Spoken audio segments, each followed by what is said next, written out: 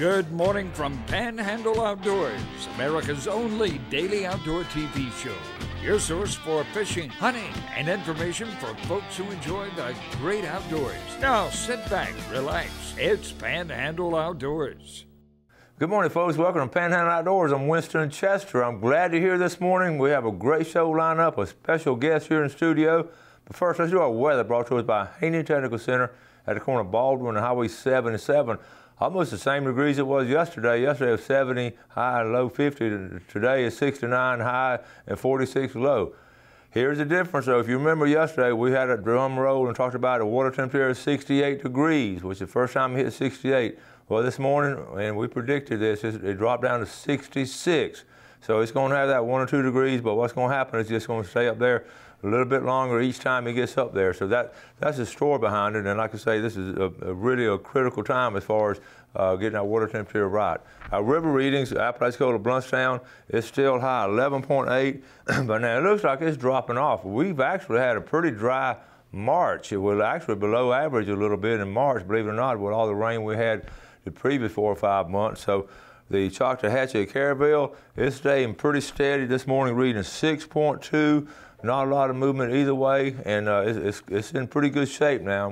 We're going to talk a lot today about the Choctawhatchee River system and things going on over that way. Our tide chart brought to us by Kent Forest Lawn. Like I said, we're in really good tides all week long. We have a low tide at 12:53 this morning and a high tide this afternoon at 2:10, and a good strong tide. The marine forecast is still coming. It's still coming with a wind northeast at about 13 today. So just be prepared for that if you get out on the water. All right, let's take a break. We'll be right back with our special guest.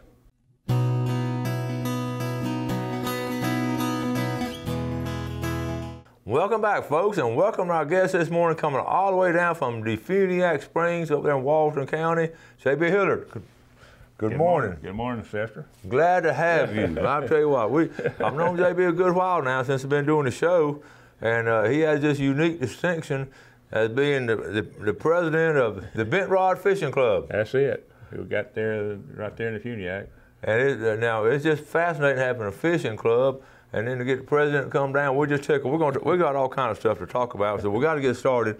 So tell us a little bit about yourself and your fishing club and what all you from. You're born and raised over there in Walton. Born and raised in the Funiak, and left home and to go to work for the U.S. Border Patrol and the U.S. Immigration Service, and retired in '94 and came back home. And that's what I always wanted to do. And so that's about it. The way the club got started was through the Life Enrichment Senior Center, which was established about 10 or 11 years ago, and our club's been organized for about 5 years. And it is for seniors, but we accept members age 50 and above. And most of our members are in the 60s and 70s and even 80s, and we're just older people, and we casually fish. We're not chasing big flatheads and all that. Yeah, but I've seen some pictures over there now. They're serious fishermen now. They catch them fish, and we'll go ahead and mention this because that's one of the reasons it came down, because I already got a poster up. You got a function this week. I've been to this before. Yes. And y'all have it once a year. You'll have a big get together. This is the Tona Bigot sponsor program, a big fisherman over there. Tell us about it. It's coming up this weekend. Yeah, it's coming up Saturday at 10:30 at McLean's Family Steakhouse in the Funiak. It's on 331 just north of I-10. Is where you turn to go to Lowe's. Tony comes up from Fort Walton annually, and he represents a number of vendors in the industry, and sort of a show and tell presentation.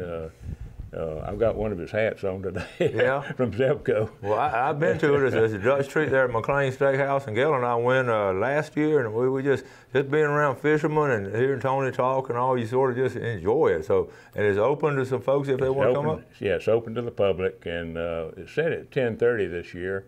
To take advantage of the noon meal, we're going to have a buffet there, the Dutch treat, after the meeting, and it'll last about an hour. And Tony's always glad to come see us, and we're happy to receive him too. That's awesome. and that's the Bent Rod Fishing Club. So now, what are you got? It's funny because you first of all, you think about bass fishing. We think about the fishing clubs, and fishing clubs is part of Americana. It goes back to New England and Midwest and Alabama and Georgia. All these old fishing clubs. You don't see them much anymore, sadly. But y'all still have one going over there. But I asked about bass fishing. You said you don't have a lot of bass fishermen. We don't. Our people, of course, they're older, and bass fishing is hard work. It's got to be. It's got to be that way. I know some bass fishermen, and those are really dedicated. Man, they'll wear you out. You know? They do a lot of it. But we fish brim and catfish, and of course the Choctawhatchee Bay. Speckled trout and redfish, and we're casual fishermen. Some of us have boats, some don't, and we encourage those with boats to take those that don't have boats. Yeah. And it's just a great group of people, and we're not very big. We've got about a dozen people that's sort of diehards, and we have other people that come and go, and we're it's just a great group of people. How often do y'all try to meet? We meet once a month on the second Thursday at 1 o'clock.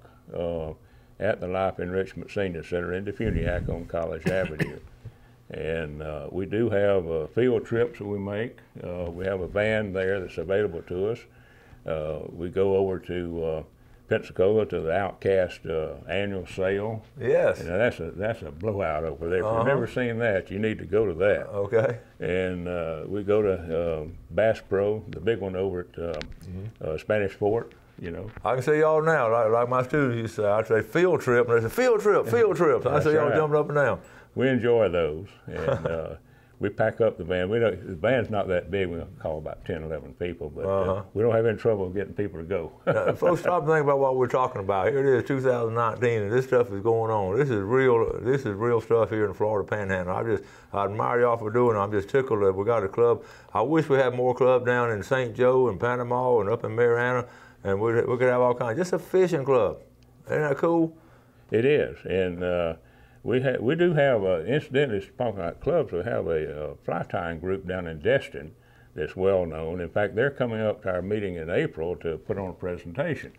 And we network with them, and they've come up and visit with us, and some of us are going down to see them soon, and just exchange information, talk about fishing.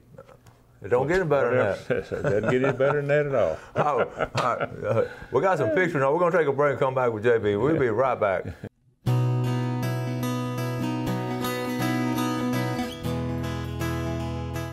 All right, welcome back. Sam here with all the way down from Defuniak Springs, JB Hillard, Bent Rod Fishing Club.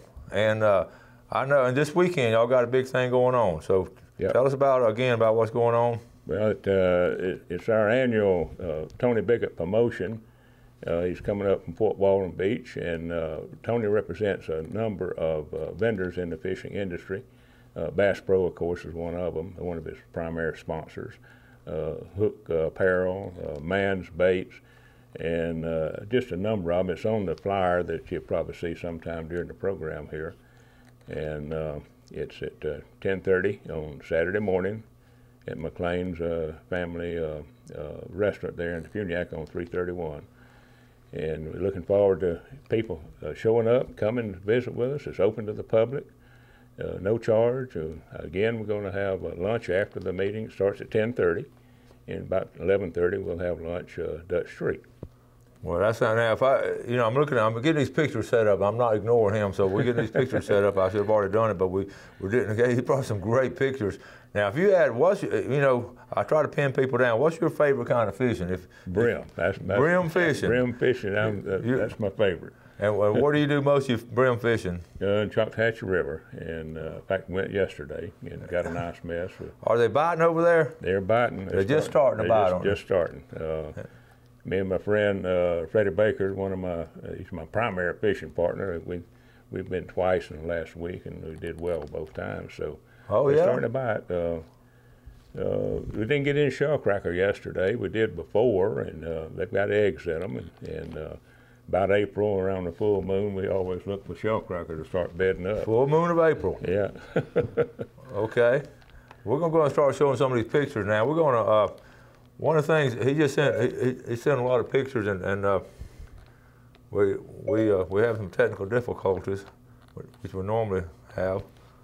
And what we're going to do, I'm going to show the pictures. I want you to just tell each picture about what all is set up.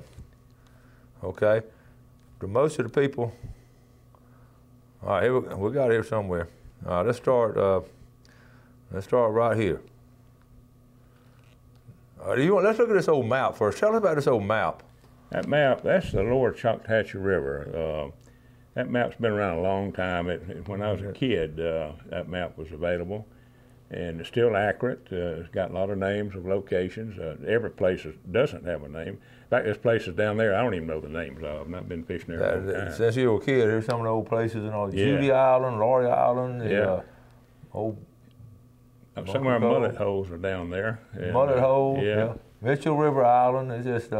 And Black Creek. Now, Black Creek's a special place. All right, let's start on these pictures. Tell us about this one. Well, that's of course, that's me. that's a pretty fish. That's some nice fish one day. You notice I'm wearing my life jacket. I've got where I wear it most of the time now. Good for you. I fell out of the boat one time. Did you? Wow. And since then, I wear my life jacket, and even in the summer, I wear it unless it's extremely hot. It's not hard to fall out of a boat, is it? It's not. It's sure not. It really is. As I get older, I'm a little more. Oh, that's a nice picture there. That's Bobby Beasley. He's our supervisor of elections in Walden County, and that's a 13-pound triple tail he caught out in Choctawhatchee Bay. Wow. And he's one of our members, and I fish with him occasionally. Well, I'd like to see public office holders fishing and all. Now those fish right there were caught by one of our, I call him associate members. He's a young fellow in his mid-40s. Yeah, they got to earn their way up. They start out associate member. I fished with him, and that's Kevin from Argyle. He caught those here a while back. Tailgate full. And that's Kevin right there that caught those catfish, and that's a shell cracker. He's proud of that one. That's a nice big one. That's a pretty fish. Yeah, and that's me again. What's that? That's a catfish. Catfish. Yeah. Catfish. And can you tell where you are on the big river? I believe I was up at Berrien Lake in the Choctawhatchee River. Okay. It's up north. It's south of Caryville. Just south of Caryville. Yeah. Okay. And that was in the same area. That's DeWitt Adams. We took him one day, and that's before he had a boat. Now he's got a boat. And, now, we all fishing on catfish. Y'all fishing the bottom? Fishing the bottom, yeah. What are y'all using for bait? Cut bait. Cut bait. And shrimp. Check this out. That's my friend Freddie Baker's foot. We were fishing in the same area there one day, and this butterfly came in and was landing on our poles, and finally Freddie had his foot propped up there, and the butterfly took a liking to his foot, so I made some pictures of it. And the butterfly lived through it. Yeah, he lived through it. All right. That's a big old black drum I caught down at Brooks Bridge in Fort Walton Beach. That took a while to get that one in. It's probably about 25 pounds or so. I think it's 33 inches. Now, was that during cold weather? And it was cold. Yeah, it was in January or February. And that's a gadget there. In fact, what did I do with that thing? We'll bring those out next segment. Okay. Yeah. All right. I'll talk about that. We'll talk about that later, okay? And that's just a mullet recently caught in one of our mullet holes on Choctawhatchee River. Oh, man. The mullet are in right now. They're biting like crazy. That's good to hear now. Yeah, yeah. All right. That was, I was going down the road over at Lake Talcott here a while back, and it was after the storm, and somebody doing remodeling. Look out there! So there's a little novelty there. We took a picture of that, sitting out in the middle of the woods.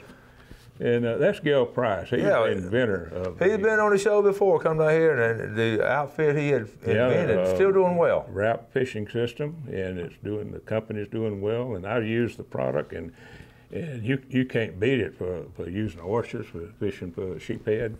Yes, and we're going to get him come back on the show and show it again, because that is such a unique. That was down at Destin Bridge there. Catching those sheephead, just like he said. Yep.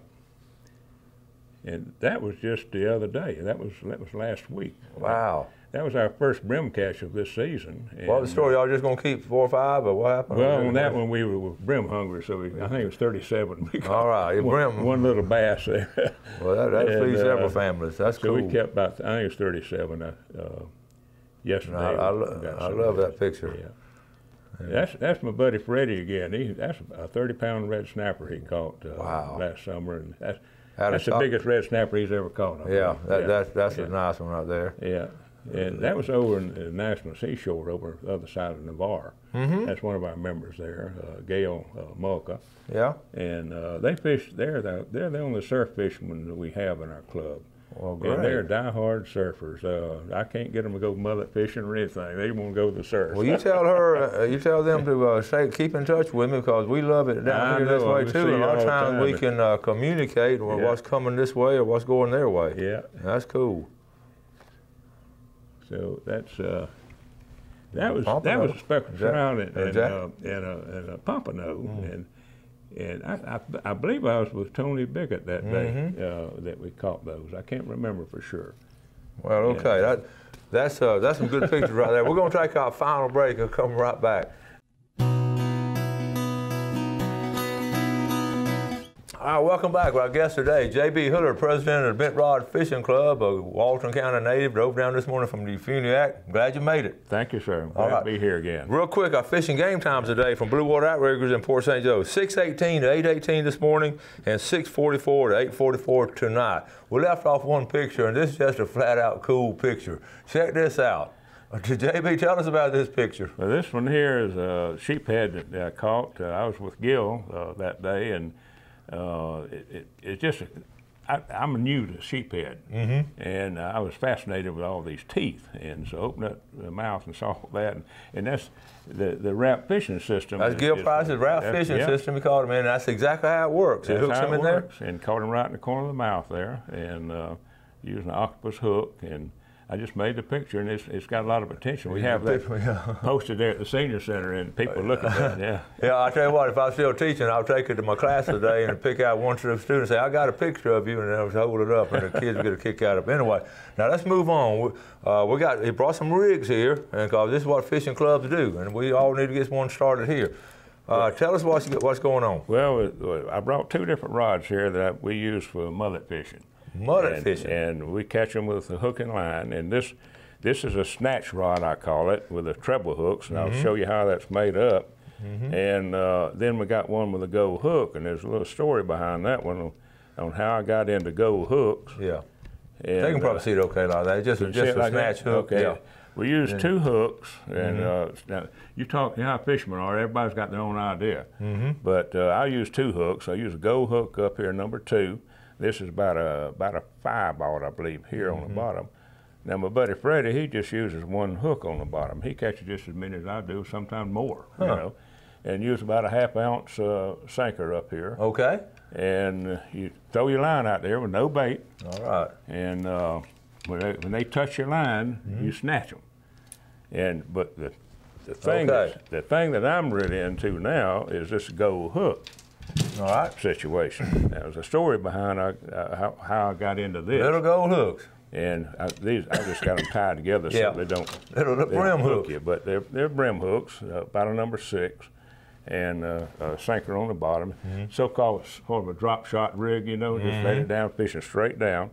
But the way I got into this, I took Gil fishing one day. He wanted to go mullet fishing, and so I took him and with a snatch rod. Well, he had these gold hooks, Rod. Little known to me, he caught fish with gold hooks when he was a kid, and I didn't know that. So, to make a long story short, we was fishing with the snatch rods and wasn't doing anything. Well, he snuck this thing out and started fishing. Before the day, he had 20 mullet, and I hadn't caught a fish. So you learned the lesson real good. So now that's about all I do is use a gold hook now, and it really works. About how deep a water y'all fishing in? We're fishing about 7 feet. About 7 feet? Not very deep. It's straight down. You know, it's funny, over on the Apalachicola River system, there's not a lot of that gold hook fishing, but on Choctaw River, there've been folks doing that for quite some time. The old timers, I know Scott Lindsay and I've talked about it, and Scott's done it, and you go down that Black Creek area, and there's just some mullet holes, and y'all can do that almost year-round, you said? Just about year-round. This past January and February, it wasn't very good, but right now the mullet are back in big time. There's 3 places, traditional places, on the Choctaw River system there at the mouth of the river. And they're biting, and they're back. They're not real big, but they'll get bigger later on in the summer. And of course, in the fall, when during the row season and get those big black mud. I tell you, you get one on one of these little crappie rods here, you got a. Aren't they strong? They are. They're really strong. They're so strong when you get them on that. And some people do it with cane. Old timers used to do it with cane poles. Yeah, they cane poles. Yep, and they just bring them up. Yeah. Well, that is fascinating. So it is. You got all kind of fishing over there in Walton County. You just saw. That's why you can have a fishing club. You got so much fishing going on. We're blessed to have that river system over there, and of course, more people on the water. But being retired, I'm out there during the week, and the weekenders can have it. Yeah. Are you seeing pretty good courtesy overall from most folks? The mullet fishing when Freddie and I first started. We didn't know what we were doing. I remember the first day we went, and people on boat. That particular day, there was a whole bunch of boats lined up there at Nancy's Cut. Everybody knows where it is, and that's where the mullet are. And some guys helped us on how to snag these things. We didn't know what to do. That's cool. And so they helped us, and they're courteous, and you'll have the occasional. That's all over. But most generally, they're a good bunch of people. Well, we're going to have to start wrapping things up, JB. Okay. Now, your meeting, the annual meeting is this Saturday. Yeah, this Tony Bickett show is this coming Saturday at 10:30 at McLean's family. And that's all right off the interstate. I mean, right up 330. Yeah, just north of the interstate on the right-hand side where you turn to go. Real easy to get to. Run up there and see the folks and talk some fish and get a good meal. And like I say, Gail and I can't make it this year, but I'm gonna try to sneak in on one. You were there last year. We appreciate you coming up. It was a great time. We had spent a day doing some stuff and all, and that was a big part of it. And it was just fun doing it. So I'd recommend if you're not going to have a lot going on, do that. Well, buddy, thank you for coming down. Winston, appreciate you having me. Sure. Tell everybody over there hello. I know we got a lot of viewers up there in the Phoenix. A lot of viewers up there. So all of y'all come to that meeting. Yeah. Folks, we appreciate y'all watching Panhandle Outdoors. We appreciate folks like JP promoting the outdoors and all and doing a lot of good things. So y'all do something good today for someone else. You have a great day and enjoy the great outdoors, and God bless. Thanks for watching America's only daily outdoor TV show, Panhandle Outdoors with Winston Chester, featuring hunting, fishing, and other activities and information to help you enjoy the great outdoors. Join us next time for Panhandle Outdoors.